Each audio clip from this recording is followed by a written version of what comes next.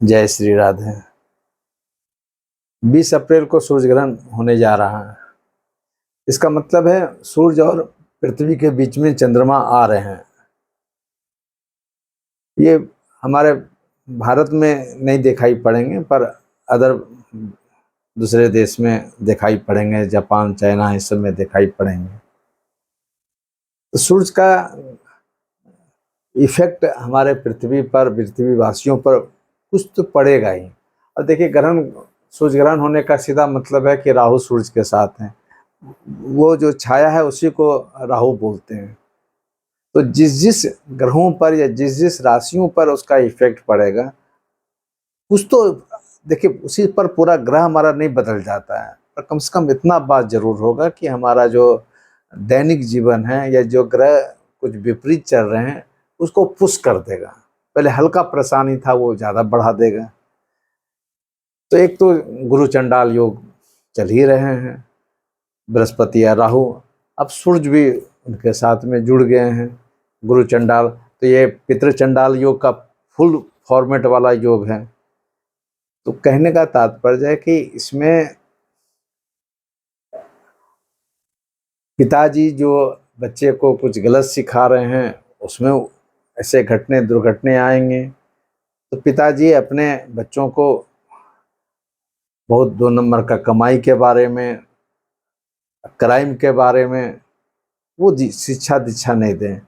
या हम लोग के ऐसे गुरु हों या जो बहुत बड़े बड़े पंडित लोग हों, जो उनके पास में लोग आते जाते हैं, वो गलत डायरेक्शन में लोगों को नहीं, सिर्फ छोटा सा खुशी करने के लिए कुछ पैसा देकर, ये अगर गुरु चंडाल योग आपको मिसगाइड किया जा रहा है, आप मिसगाइड हो रहे हैं, तो यहाँ पर आपको अपना सिक्स सेंस को जगाना पड़ेगा कि कहाँ पर कुछ गलत हो सकता है या गलत हो रहा है। तो गुरु चंडाल योग ऐसा नहीं है सिर्फ निगेटिव देता है। आपको बिजनेस में कुछ ऐसे कमीशन टाइप के लोग मिल गए आपको कि आपको पैसा पैसा भर दिया। और कुछ लोग ऐसे भी हो सकते हैं जो आपको पैसा का बहुत बिजनेस करा रहा है, कल आपके लिए जान पर आफत भी ला देगा। तो हम ये कहना चाह रहे हैं बार बार कि ये सूर्य ग्रहण, ये जो गुरु चंडाल योग बना है या फिर पितृ चंडाल योग जो बना है, उसको कहीं ना कहीं ज़्यादा हाईलाइट कर देगा। जब हाईलाइट करेगा तो जो जो लोग वीक पॉइंट पे हैं, मार्केस का दशा चल रहा है या राहु शनि का दशा चल रहा है, उसमें तुरंत दिखाई पड़ जाएगा। तो यहाँ पर जो कल गलती कर दी है उसको तो हम तुरंत सुधार नहीं सकते हैं। मैं कम से कम जो बहुत ज़्यादा जो एक्सप्लोर होने जा रहा है उसको तो कम कर सकते हैं। उसको कम करने का कोशिश करना भी चाहिए। ये खाली बुद्धि से सोचिएगा ना कि ऐसे हम सुधार देंगे, ये मेरे समझ प्रयास जरूर करना चाहिए। उसको आध्यात्मिक रूप में चलना पड़ेगा। मुझे तो समझ में आता है कि पूरा सितंबर 2023 तक राहु का जप सबको करना चाहिए, बृहस्पति का भी पूजा करना चाहिए, क्योंकि राहु और सूर्य और बृहस्पति ये तीनों, सूर्य तो खत्म हो जाएंगे तुरंत, बृहस्पति चलेंगे सितंबर तक। तो ये कॉम्बिनेशन आप गलत डायरेक्शन में उलझा सकता है। उस पर ये ग्रहण काल का योग है। ये गुरु चंडाल में ग्रहण लग रहा है, इसका मतलब है कि इस समय बड़े बड़े जो मठाधीश हैं, जो अलग अलग धार्मिक क्षेत्रों में, वो भी कहीं ना कहीं बदनामी उनको होने जा रहा है। या जो लोग बहुत गलत सलत काम करके बहुत पैसा कमा रहे हैं, वो उलझने जा रहे हैं। देखिए, ग्रहण काल में बहुत तरह तरह के सूतक काल है, बहुत पहले से आप उसको, हम बहुत इजी वे में 2-4 बात लॉजिकली बोलना चाहेंगे। काम धाम तो सब लोग बहुत रुका नहीं जा सकता है, बहुत काम धाम, और 1-2 काम तो बहुत इजी काम कर सकते हैं। जब सूर्य का रे प्रकाश हमारे पृथ्वी पर कम पड़ने, पर्टिकुलर जगह कम पढ़ रहे हैं, भारत में तो पूरा पढ़ेंगे।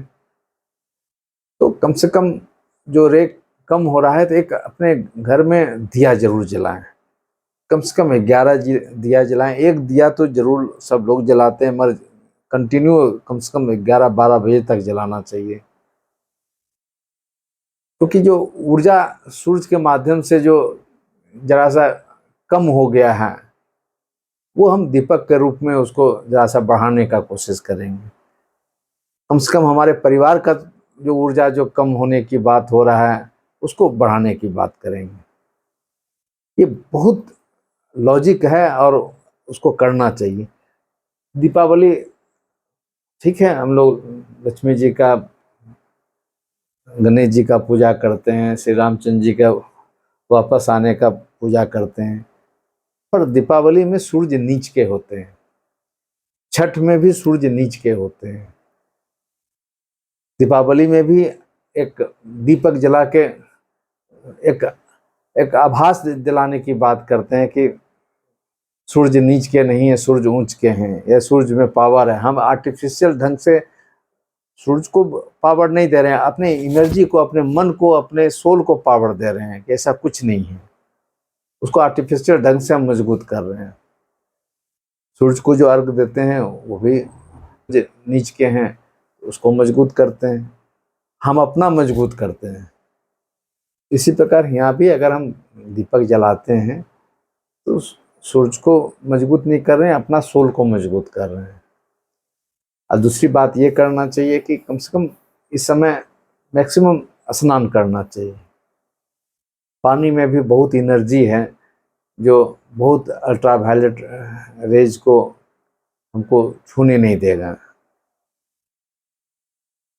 पानी में इतना शक्ति है कि एक कहावत है, शनि महाराज जी जब भगवान शिव जी को शनि 7.5 चल रहे थे तो वो पानी में चले गए। ऐसे भी जब क्रूर ग्रहों का प्रभाव पड़े तो जल का सेवन करना चाहिए, स्नान करना चाहिए, पानी में रहना चाहिए। इससे बहुत बुरे ग्रह का प्रभाव मानव जाति पर, उसका इफेक्ट कम से कम पड़ता है। देखिए, सूर्य ग्रहण में जो स्पेशल बात और ये है कि सूर्य ग्रहण में जरा सा जो मेष राशि में पड़े हैं, तो पूरा मेष राशि वाले लोग को, या जो सूर्य से संबंधित हैं, राहु से संबंधित हैं, अब जो बृहस्पति भी हैं तो बृहस्पति से भी संबंधित हैं, एग्रेसिव नहीं होना चाहिए। बहुत तुरंत में कुछ नहीं करना चाहिए। ग्रहण का तो मतलब है कि कुछ पार्ट को आपको अंधकार में रख दिया गया है। अंधकार में जब है, इसका मतलब जरा सा इंजोरा होने दीजिए ना, लाइट होने दीजिए ना, उसके बाद उसका आप देखिएगा कहाँ पर क्या पोजीशन है। ग्रहण काल तो वही करता है ना, अंधकार को कायम रहे, अंधकार कायम रहे। वो कुछ देर तक कायम रखते हैं, तो जरा पेशेंस रखिएगा तो वो अंधकार को आप भेद कर सकते हैं, उसको आप उसमें अंदर घुस सकते हैं, प्रकाश उसके बाद आएंगे ही। इसलिए पितृदोष भी अगर है, पितृ चंडाल योग भी है, गुरु चंडाल योग भी है, हम ये चाहते हैं उसको नेगेटिव तो करें वो हम हमारे लिए पॉजिटिव हो जाए। और आप कर सकते हैं, हम कर सकते हैं। ऐसा विल पावर की जरूरत है, प्रॉपर गाइडलाइन की जरूरत है। क्योंकि अंधेरा है तो इंजोरा है, सब चीज का काट है प्रकृति में, खोजने की जरूरत है, उसको फॉलो करने की जरूरत है। हम लोग एक पार्ट समझते हैं, दूसरा पार्ट में उसको अंदर नहीं घुसते हैं। जब लक्ष्मण जी को जब बाण लग गया था, वो इलाज हुआ उसका, आयुर्वेदाचार्य को बुलाया गया, उस ढंग के जड़ी बूटी को हनुमान जी लाए। खोजने वाले की जरूरत है। तो ये ग्रहण काल का जो नेगेटिव इफेक्ट सब हैं, उसमें कुछ कुछ चीज तो कर ही सकते हैं। देखिए, जो जिनकी कुंडली में राहु चल रहे हैं, जिनके कुंडली में बृहस्पति चल रहे हैं, सूर्य चल रहे हैं, उसको जरा सा सावधानी तो रखना ही चाहिए। एक्सीडेंट हो, बीमारी हो, और राहु मंत्रों का जाप, गुरु मंत्रों का जाप भी करें, किसी अच्छे पंडित से कराते रहें, बड़ा बड़ा प्रॉब्लम को सॉर्ट आउट कर दीजिएगा। ऐसा कोई बात थोड़ी है। हाँ, मेष राशि वाले अभी सावधान जरूर रहिए। पर्सनल रिलेशन से लेके और तरह के भी बीमारियों से बचने की बात है। और ज़रा हाय हाय मत कीजिए, क्योंकि शनि 11th में आए हैं, तो मेष राशि वाले को तो कभी कभी फील होता होगा कि ये हम बड़का बाजी मार लेंगे, ये हम कर सकते हैं। तब रिस्क उठाइएगा, तभी ना फंसिएगा। दूसरे बात कर सकते हैं आप कि बिना रिस्क उठाए हुए कोई बड़ा आदमी बना नहीं है।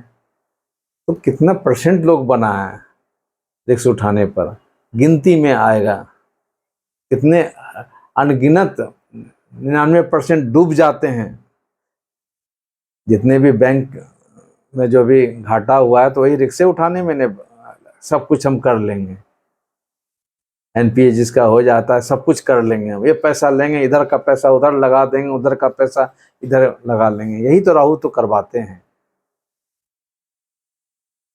अष्टम स्थान का राहु या शनि, ये भी लगता है कि कुछ बड़ा चमत्कार होने जा रहा है। तो ये ग्रहण काल वाले समय में किन्हीं का जन्म होता है या उस ढंग के हॉरोस्कोप वीक हैं, तो उसको और उछाल मारने वाली बात होगा कि हम तो और बड़ा बड़ा काम करेंगे। तो समय भी तो बोलता है, आओ बच्चा आओ फंसो मेरे जाल में। रिस्क उठाइए, पर महाराणा प्रताप जी के ऐसा उठाइए, शिवाजी ऐसा उठाइए कि वेट एंड वॉच करते रहें, उसके बाद एक बार अटैक करें।